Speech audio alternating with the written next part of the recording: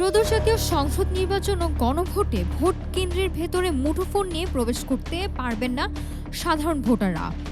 নির্বাচন কমিশনের দেয়া এক বিজ্ঞপ্তিতে জানানো হয়েছে, ভোট কেন্দ্রে ৪০০ গজ ব্যাসার্ধের মধ্যে কোনো ভোটার মোবাইল ফোন নিয়ে যেতে পারবেন না। তবে এই নিষেধাজ্ঞার বাইরে থাকছেন ৩ ধরনের দায়িত্বপ্রাপ্ত কর্মকর্তা।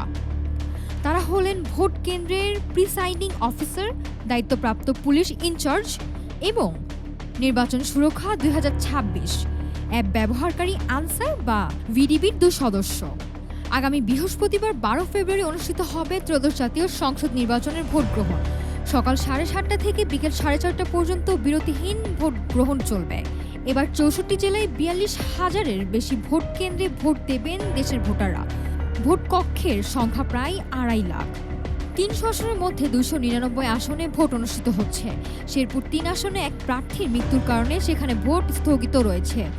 নির্বাচনে অংশ নিচ্ছে নির্বাচন কমিশনে নিবন্ধিত ৫১টি রাজনৈতিক দল।